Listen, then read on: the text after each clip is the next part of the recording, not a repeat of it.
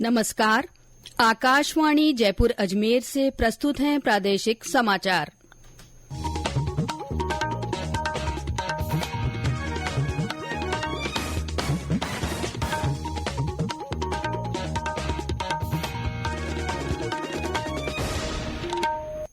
मुख्य समाचार। उपराष्ट्रपति जगदीप धनखड़ आज से जोधपुर के 2 दिन के दौरे पर न्यायिक अधिकारियों के राज्य स्तरीय सम्मेलन को संबोधित करेंगे। हर घर तिरंगा अभियान आज से शुरू, 15 अगस्त तक प्रदेश भर में विभिन्न गतिविधियां आयोजित की जाएंगी। विश्व आदिवासी दिवस पर आज प्रदेश भर में विभिन्न कार्यक्रमों का आयोजन। और प्रदेश के पूर्वी जिलों में बरसात का दौर जारी, अगले 1 सप्ताह बारिश की गतिविधियां जारी रहने की संभावना।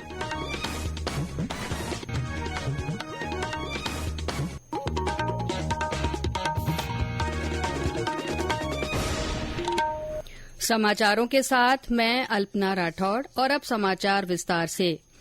उपराष्ट्रपति जगदीप धनखड़ आज से जोधपुर के 2 दिन के दौरे पर हैं। उनका आज वहां न्यायिक अधिकारियों के राज्य स्तरीय सम्मेलन में भाग लेने का कार्यक्रम है। उपराष्ट्रपति कल काउंसिल ऑफ राजस्थान द्वारा राजस्थान उच्च न्यायालय की 75वीं वर्षगांठ पर मारवाड़ इंटरनेशनल सेंटर में आयोजित होने वाले कार्यक्रम में बतौर मुख्य अतिथि के रूप में शामिल होंगे और अपना संबोधन देंगे। इस अवसर पर उभरते भारत में न्यायपालिका की भूमिका पर 1 दिवसीय लॉ सेमिनार और बार काउंसिल ऑफ राजस्थान के पूर्व सदस्यों का अभिनंदन कार्यक्रम होगा। संसदीय कार्य, विधि और न्याय मंत्री जोगाराम पटेल ने आज जोधपुर में जन सुनवाई की। उन्होंने आमजन की परिवेदनाओं पर त्वरित और प्रभावी कार्यवाही करने के लिए संबंधित अधिकारियों को निर्देश दिए। श्री पटेल ने कहा कि राज्य सरकार अंत्योदय के लक्ष्य के साथ जन कल्याणकारी योजनाओं के माध्यम से समाज के सभी वर्गों के उत्थान और प्रगति के लिए निरंतर काम कर रही है। उन्होंने कहा कि डबल इंजन की सरकार प्रदेश में समावेशी विकास के लिए योजनाओं के प्रभावी क्रियान्वयन के लिए संकल्पित है। जन सुनवाई के दौरान राजस्थान जीव जंतु कल्याण बोर्ड के अध्यक्ष जसवंत सिंह विश्नोई सहित विभागीय अधिकारी और जनप्रतिनिधि उपस्थित रहे। भारत छोड़ो आंदोलन की वर्षगांठ पर प्रधानमंत्री नरेंद्र मोदी ने आज राष्ट्रपिता महात्मा गांधी के नेतृत्व में आंदोलन में भाग लेने वाले सेनानियों को श्रद्धांजलि दी। सोशल मीडिया पर एक वीडियो संदेश में अपने विचार साझा करते हुए श्री मोदी ने कहा कि औपनिवेशिक शासन से देश को स्वतंत्रता दिलाने में भारत छोड़ो आंदोलन की महत्वपूर्ण भूमिका है। इसी आंदोलन ने ब्रिटिश राज से मुक्ति के लिए पूरे देश को संकल्पित कर दिया। ये वो समय था जब अंग्रेजी सत्ता के विरोध में भारतीय जनमानस, गांव हो, शहर हो, पढ़े हो, अनपढ़ हो, गरीब हो, अमीर हो, कंधे से कंधा मिला करके भारत छोड़ो आंदोलन का हिस्सा बन गया। इसी से प्रेरित होकर आज पूरा देश हर बुराई के लिए कह रहा है क्विट इंडिया। चारों तरफ एक ही गुंज है, corruption quit India, dynasty quit India, appeasement quit India. Lok Sabha अध्यक्ष ओम बिरला ने भी भारत छोड़ो आंदोलन की वर्षगांठ के अवसर पर महात्मा गांधी और स्वतंत्रता सेनानियों को श्रद्धांजलि दी। देशभक्ति की भावना को बढ़ावा देने के लिए देश में हर घर तिरंगा अभियान आज से शुरू हुआ।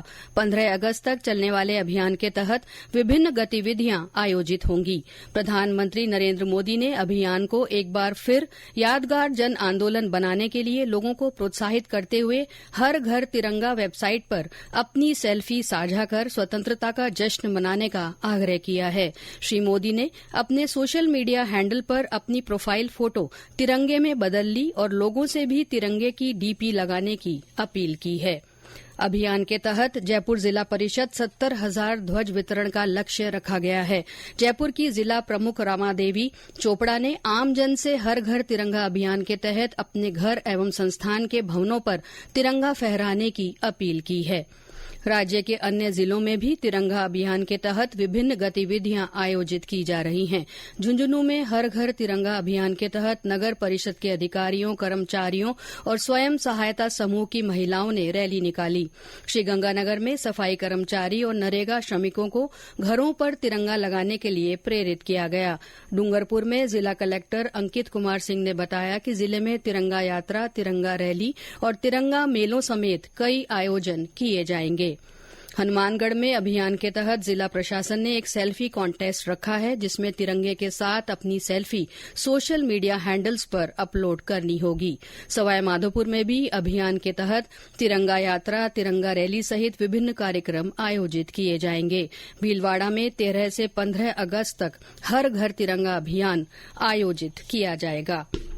ये समाचार आकाशवाणी जयपुर अजमेर से प्रसारित किए जा रहे हैं।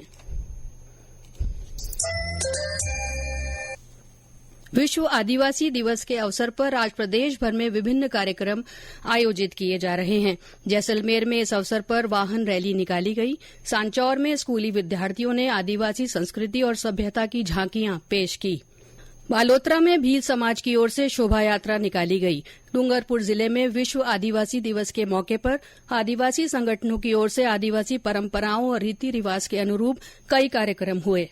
कार्यक्रम में बांसवाड़ा डूंगरपुर सांसद राजकुमार रोत भी शामिल हुए। झुंझुनू के मीणा छात्रावास में आदिवासी सेवा संस्थान की ओर से विचार गोष्ठी और पौधारोपण का कार्यक्रम आयोजित किया गया। विश्व आदिवासी दिवस पर दौसा जिले के नांगल प्यारीवास में आदिवासी महोत्सव कार्यक्रम का आयोजन किया गया। कार्यक्रम में कृषि मंत्री डॉ किरोड़ी लाल मीणा सहित समाज के अन्य जनप्रतिनिधि मौजूद रहे। कार्यक्रम के बाद मीडिया से बातचीत में डॉ किरोड़ी लाल मीणा ने आरक्षण को लेकर हाल ही में आए उच्चतम न्यायालय के फैसले का स्वागत किया और कहा कि इस फैसले को लेकर कुछ लोग गुमराह करने का काम कर रहे हैं। देखो, ये गुमराह किया जा रहा था और आगे भी गुमराह किया जा रहा है। क्रीमी लेयर का मतलब है डॉ किरोड़ी लाल जगमोहन, जो डॉक्टर बन गए, जो RSIS बन गए, उसके बाद में जो बिल्कुल पिछड़ा आदिवासी में है उसको प्राथमिकता मिले। जैसे आम लोकसभा के चुनाव में ये गुमराह किया गया था कि मोदी अगर पावर में आ गया तो ST SC के आरक्षण को खत्म कर देगा। मोदी ने तो 2029 तक बढ़ा दिया, अटल जी ने बढ़ा दिया। हमारा सोच तो अंत्योदय का है, हमने बढ़ाया और आगे भी बढ़ाते रहेंगे। केंद्रीय संचार ब्यूरो कोटा की ओर से मीणा छात्रावास में संगोष्ठी का आयोजन किया गया और छात्रावास परिसर में पौधारोपण कर पर्यावरण संरक्षण का संकल्प लिया गया।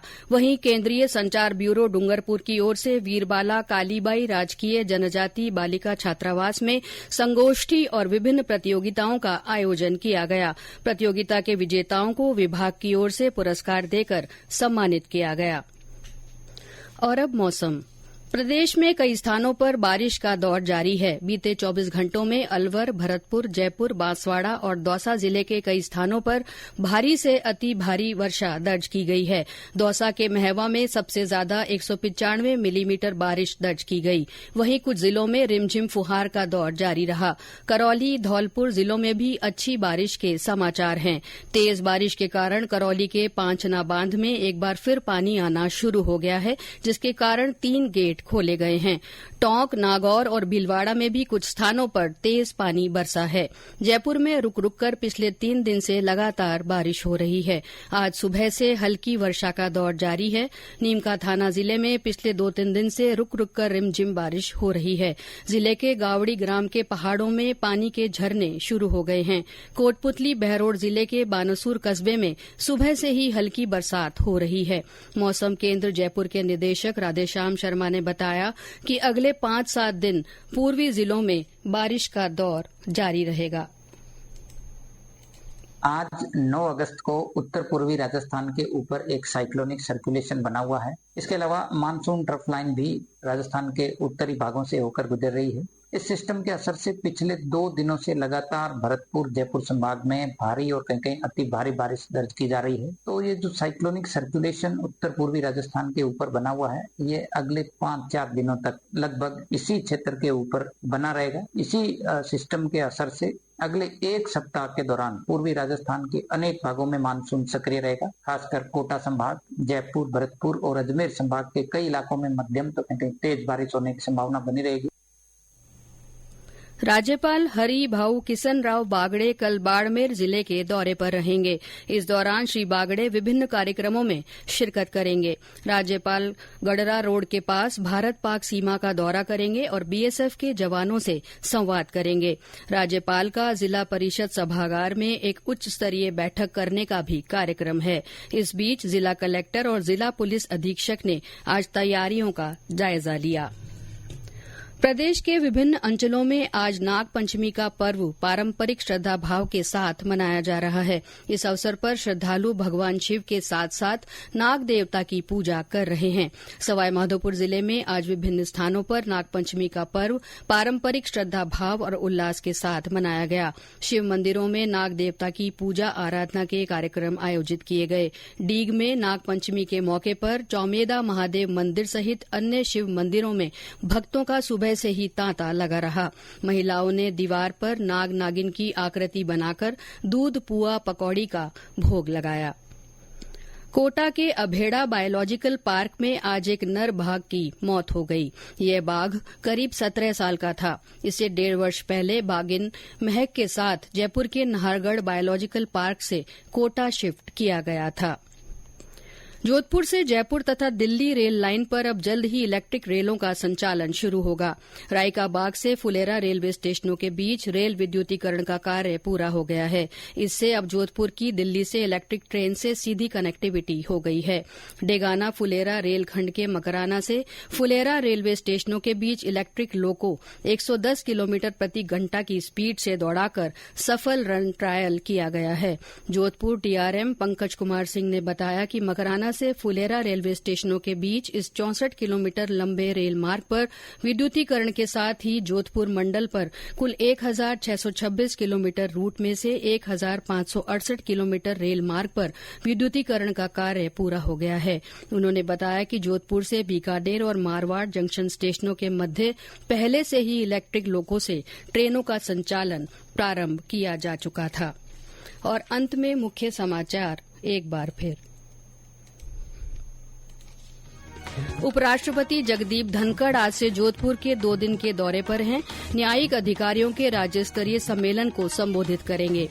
हर घर तिरंगा अभियान आज से शुरू हुआ। 15 अगस्त तक प्रदेश भर में विभिन्न गतिविधियां आयोजित की जाएंगी। विश्व आदिवासी दिवस पर आज प्रदेश भर में विभिन्न कार्यक्रमों का आयोजन किया जा रहा है।